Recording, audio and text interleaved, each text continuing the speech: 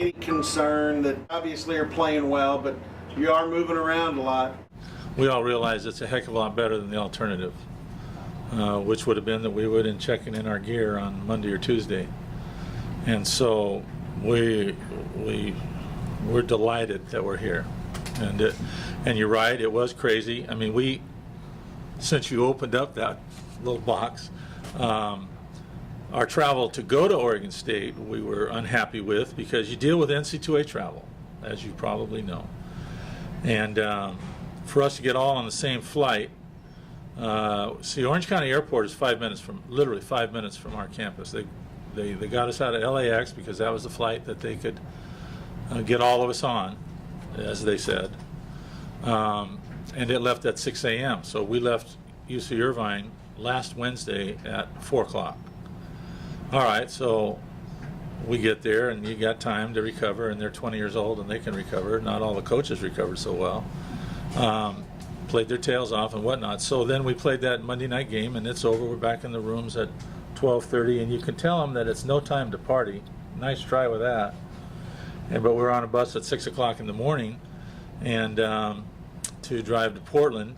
They sleep well, they slept well, and we got back to our campus at 5, and then we left at 6 a.m. yesterday morning. So your question brings that answer, and but trust me, if that sounds like a complaint, it's really not. We're glad to be here, and there'll be no excuse.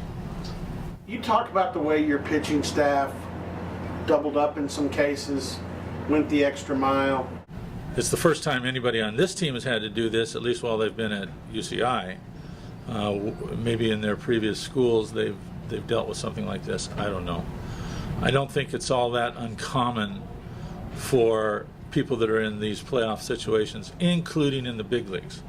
We'll get a lot of criticism from those pro guys for abusing college arms, but they don't mind bringing Oral Hershiser back on 1 day's rest. Okay, that's altogether different. You're right, we did, particularly it was Andrew Morales, who went 100 pitches on Friday and 60 pitches on Monday. Elliot, who threw Saturday, was out there for 20 pitches on Monday, so therefore he's the starter in the first game, and that's pretty obvious why we'd have to do that.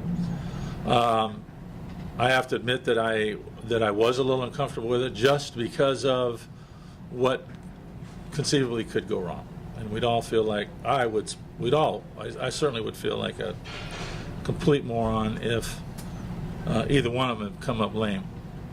We seem to have dodged that bullet, I think, but you get into these situations, and it truly is the cliche, all hands on deck, and they were good with it. They wanted to do it.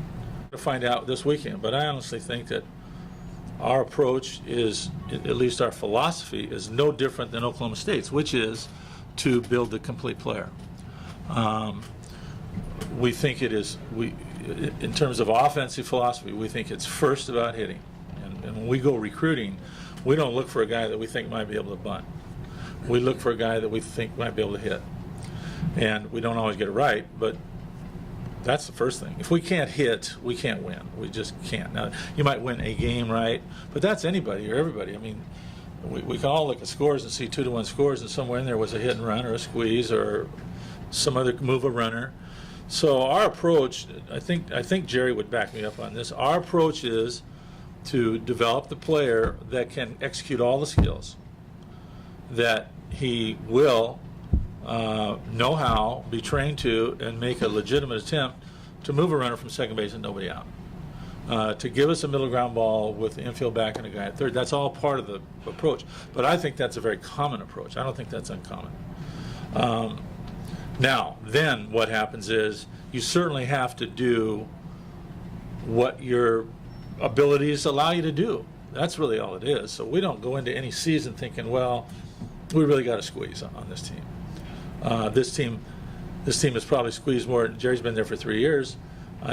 He might agree that in any season of, let's call it, in round number 60 games, we might get down a squeeze every 2 weeks. But that's not been the case this year. I mean, we've squeezed more. Everybody knows it. Well, that's about who the hitter is and what the situation is. And so every guy does every skill. Now, we like Jerry for a lot of different reasons. We're not even talking about defense here. But the first reason is he's a tough out. He's a competitive out. He's not easily fooled. He doesn't strike out much. He handles the breaking ball pretty well. But he can do the skills, and he attempts to do the skills. One of the things that was particularly gratifying to us over the weekend is players sometimes think when you're asking them to move a runner from second base and nobody out, that they're being asked to Judy a ground ball to the second baseman. What we really want is a ball driven to the right side. We don't want a fly ball. We don't want a pop-up, but we want a ball hit hard. Well, he came up with runners at second, third the other night. It was actually in the first game against Oregon, and hit a bullet ground ball to the right of second base that not only moved a run, not only scored a run, but moved the next runner and scored the next runner. And that's the perfect scenario. So I honestly don't think there's many people in college baseball that aren't teaching exactly the same thing. You're saying, though, it's good to have a hitter who's got a lot of options, a lot of versatility. Well, I do. We'd be lying if we said we got it right. That we've got this thing nailed, because these guys would tell you that it's a process always. It seems to never end. But everybody knows that everybody does exactly the same thing on all of the skills, all the drills. Everybody does the same way, because we think that Jerry squeezed. He squeezed successfully. He moved a runner successfully. He's hit a home run successfully. So it's. It is truly first about hitting, and I don't like to have a guy in the lineup that's an out. That's what I got. Elliot, two-faced question. You've had a chance to look at the yard out there. Can you talk, and I know you faced a very good offensive lineup in that other OSU. Talk a little bit about the yard pitching in there. It's a little smaller than some, and also the lineup you faced coming up on Friday. Oregon State was a pretty hostile environment out there, and would get pretty loud. So I don't think we'll be hit with any surprises here, knowing that it's the same type, will most likely be the same type of environment.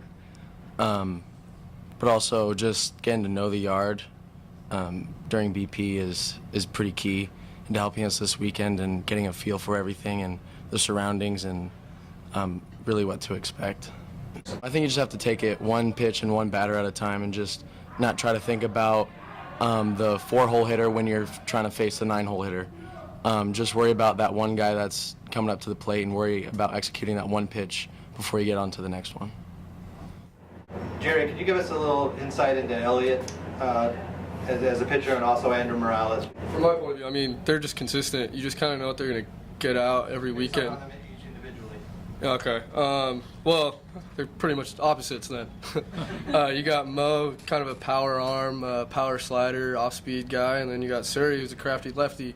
So, it's a good 1-2 punch. You come off of Mo, who's all everything right now, and then 90, 92, good slider and stuff, and then you get Elliot, who's mostly fast change. It's a good 1-2 punch because, they both keep you off your toes, but in different ways. How shocked were you guys last year when Andrew didn't get drafted, and now he might be like a 3rd or 4th rounder, which is very high for a senior to be projected in the draft? We were pretty shocked, but we loved it because we knew what we were getting back. Yeah,